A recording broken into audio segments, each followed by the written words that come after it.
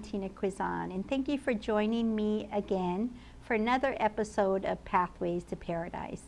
I really want to take this time right now to thank the many viewers across the globe and locally here in the community of Hawaii that watch my show and give me feedback and enjoy some of the topics that I bring out to the community. I want to thank also not only Olelo, who is always there helping me to produce this show, but many in the community that help to bring inspiring topics to me. And some of the things that I've been covering, I hope will inform the community and help others in not only the choices for ourselves, but for our families, for our community, the government. One of the things that I've been covering since January is the Navy Red Hill fuel leaks. And unfortunately, this is not one of my inspiring topics. It's a topic of great concern. As you know, in January, we were notified from the Department of Defense, the Navy, and the Department of Health of over 27,000 gallons of Navy jet fuel had leaked from tank number 5 up in the Red Hill area. And as the story began to become more well known, I actually was privy and got to see many of the documents, and also went and researched. And it was found out that for more than 70 years, there has been probably more than 2 million gallons of petroleum fuel from the Navy that has leaked into our land and into our water system. And so this is really an important topic. And with the current newspaper, I actually had started talking in April about the concerns of lack of fire protection and equipment to notify not only the community but the command. They're not up to the DoD standards for fire protection. And I had written an article in April, and this was before the arrival of Secretary of Defense Hagel. And I was inquiring whether he was going to take a look and actually take some action on the Red Hill fuel tanks, because, you know, we keep on hearing how important these Navy fuel tanks, how important of an asset they are to the Pacific Command and to the Department of Defense, and how much of an engineering marvel this was. And yet, for over 70 years, there has been inadequate systems for fire protection, for containing any potential fire, the ventilation system and the communication systems, and even the doors for the tunnels. This is not up to standard. And as I revealed in the April article, the Defense Logistic Agency had written a budget proposal that was asking for more than $50 million to upgrade and bring to standards the Red Hill Navy fuel tanks in the tunnel. And now this is really a major concern. We have homes, we have schools that all sit along and on top of this area. And so I was really happy to see that not only the Honolulu Star Advertiser, finally, this is 6 months after I wrote the original article before the arrival of Secretary of Defense Hagel, has now started to talk about the Red Hill fuel tanks lacking any safety systems and needing to come up to Department of Defense standards. And so this is really a lot. In July, there was a meeting with the Navy and the Department of Defense. And to me, this left more unanswered questions. They continue to want to tell us how great these tanks are. And trust me, I am a veteran. I did my military service in the Navy, and I love seeing the ships. I love seeing the planes and the jets in the air. And I think it's a vital asset to protect and serve the United States.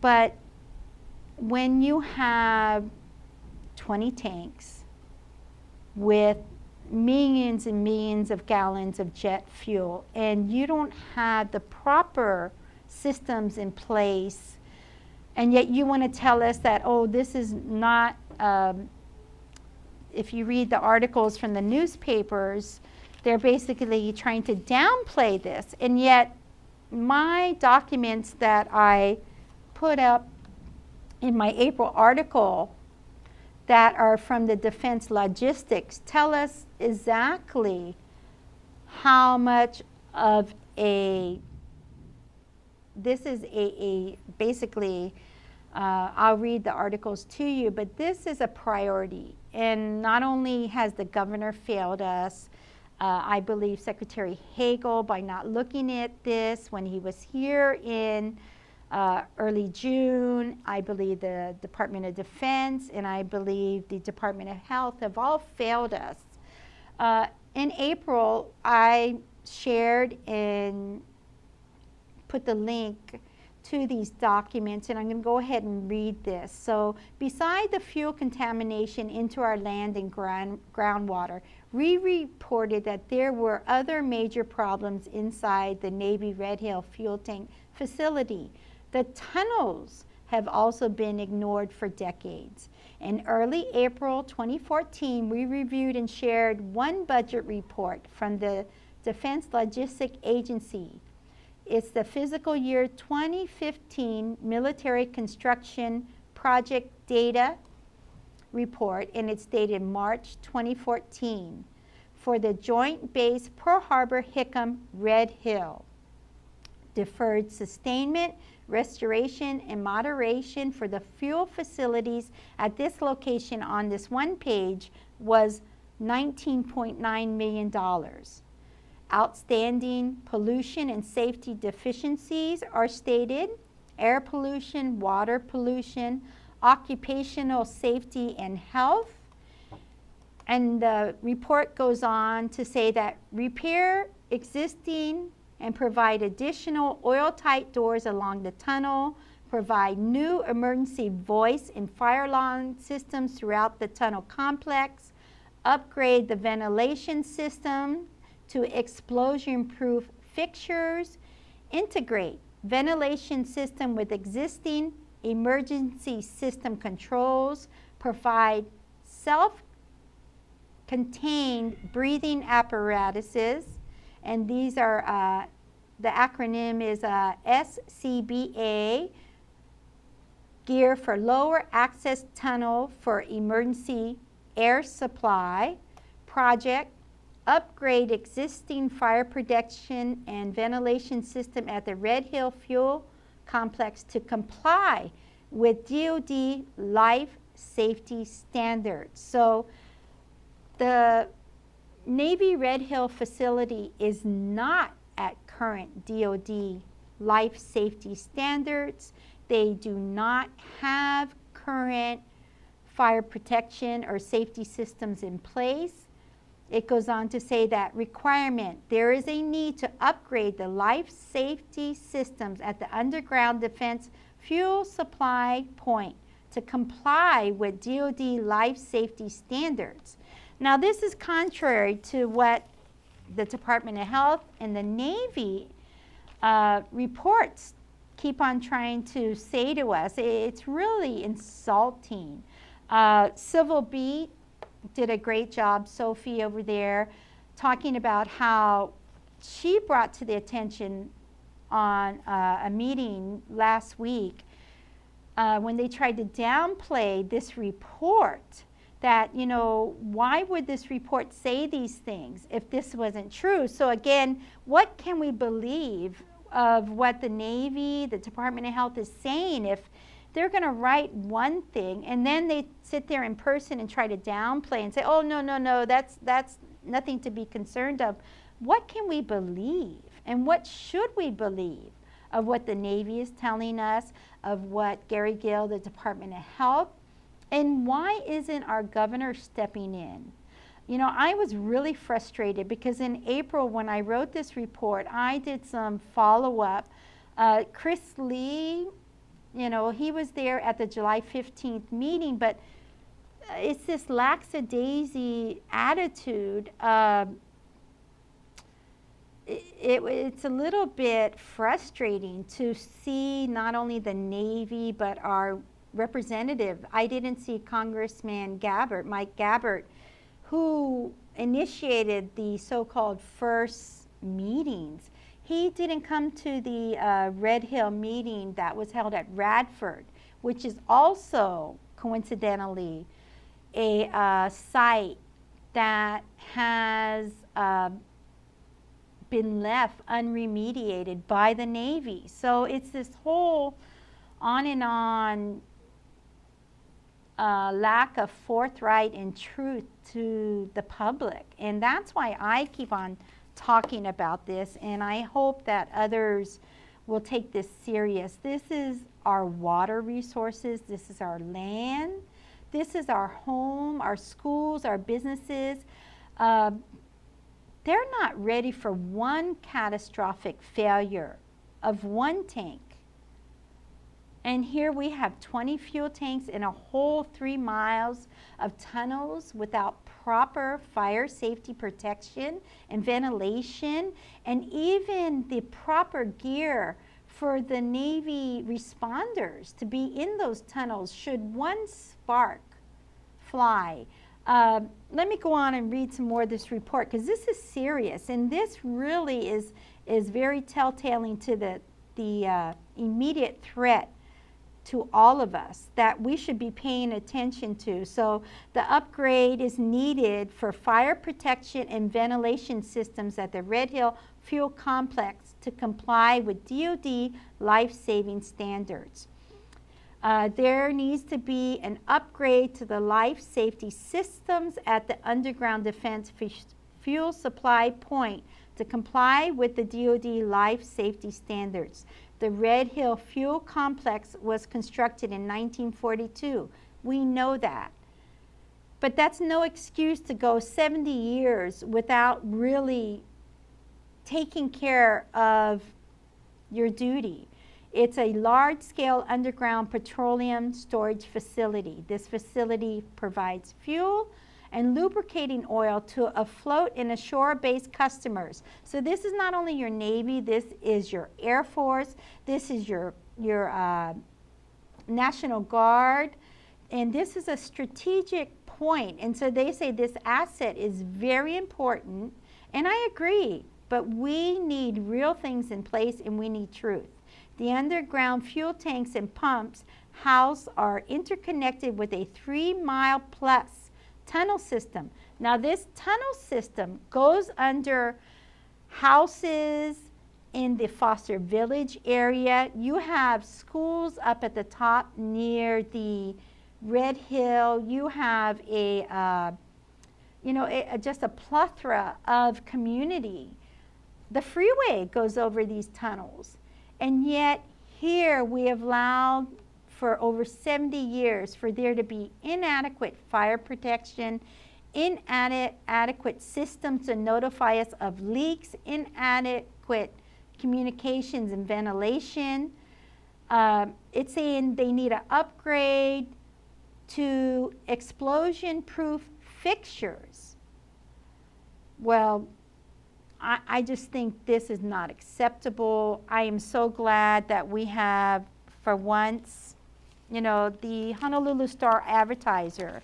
This report, which I already had stated in April, is the Red Hill fuel tanks are called a fire hazard.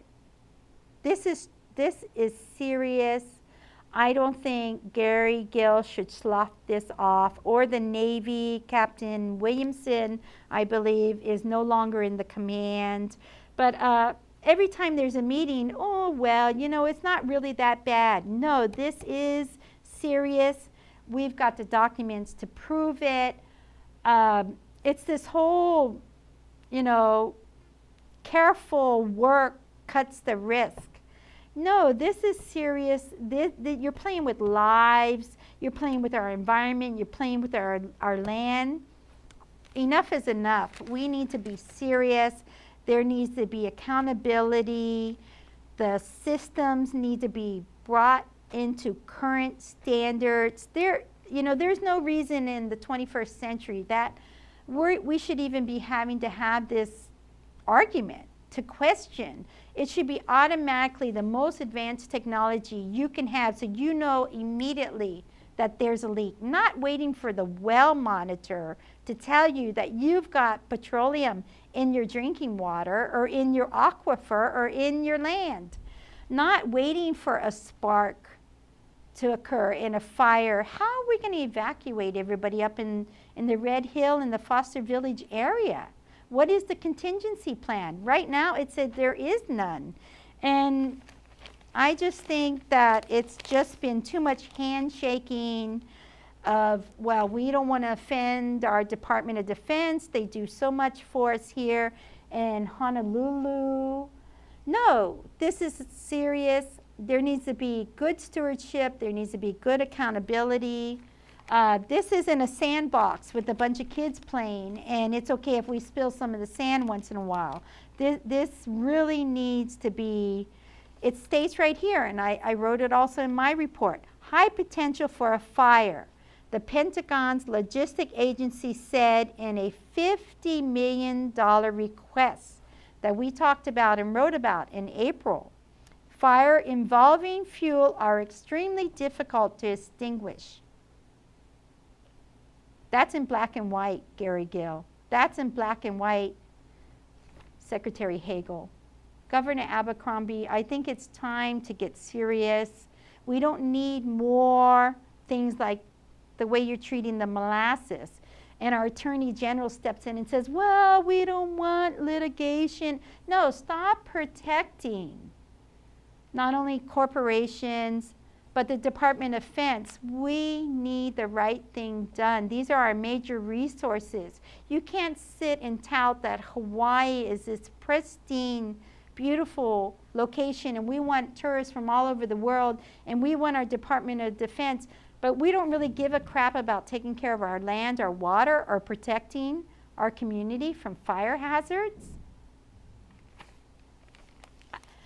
It's frustrating to be back at this point, but this is so important that I was so glad to see this article in the newspaper yesterday, even though I wrote about this in April and asked for Secretary Hagel to talk to PACOM.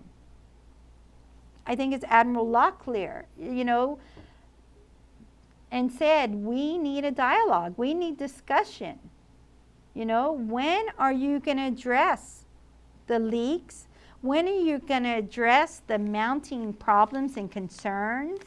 And to see a report of a budget requesting $50 million to just get up to standard on our fire protection, our ventilation system, and a communication system.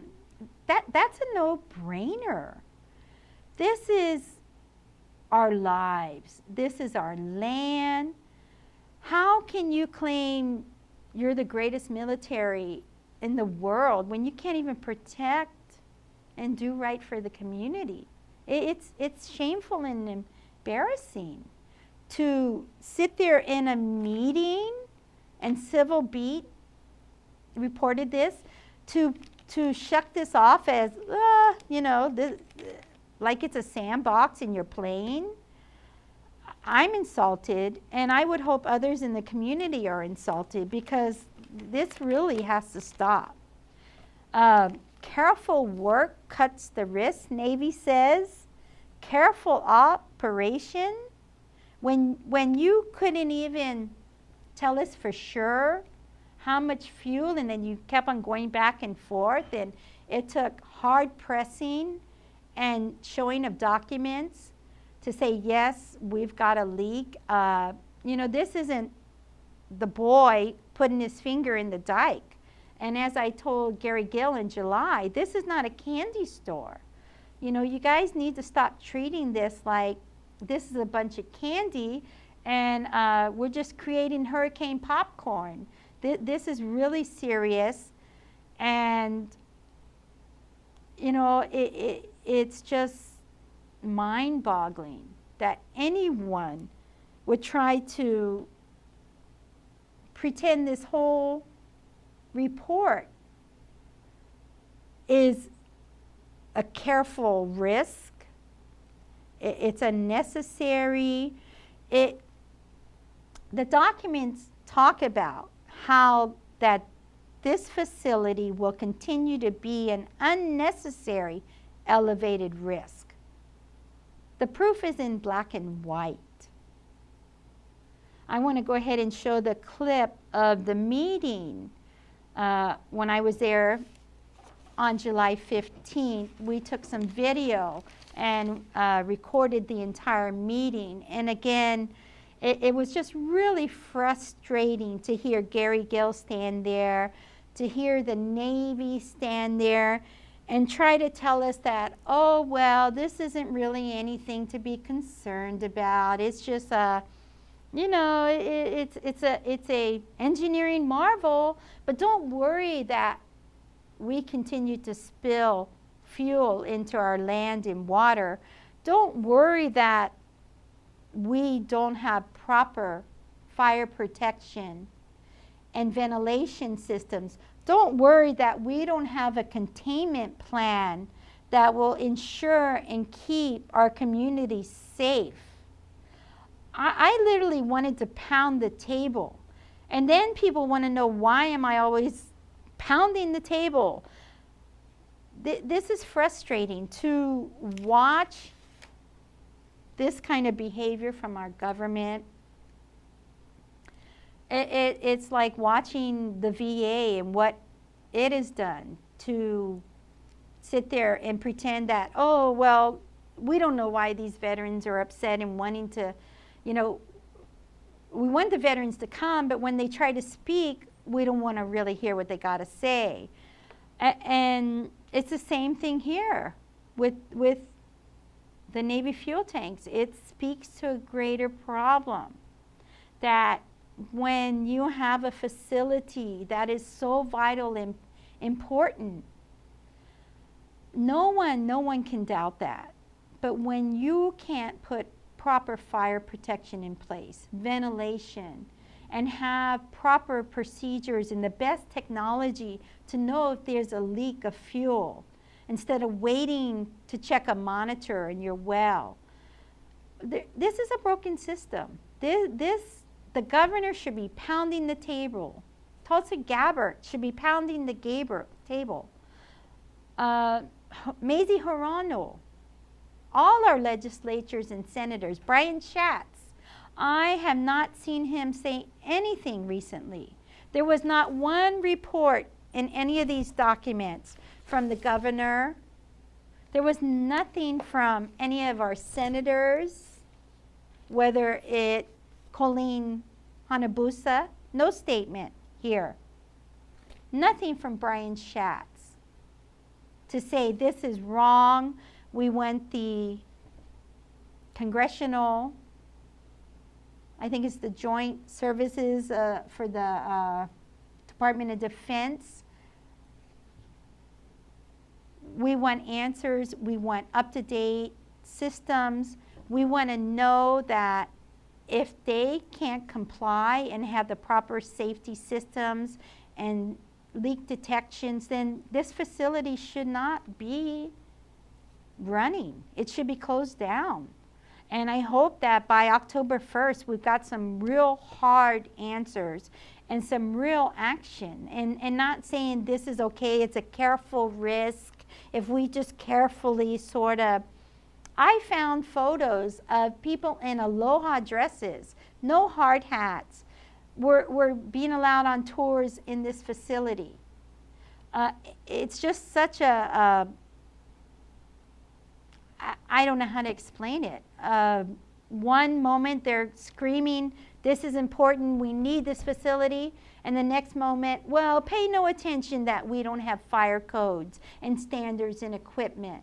I'm going to keep on talking about this. Please go to my Tina Quizon to read more articles at my WordPress. I want to thank you for joining me, and I'm sorry we're out of time. I appreciate you listening again, and hopefully we get some real action from the Department of Defense, Secretary Hagel, and the Navy, and our governor and Department of Health to take real action, to be good stewards, and to run a facility the right way. Thank you. I'm Tina Quizon.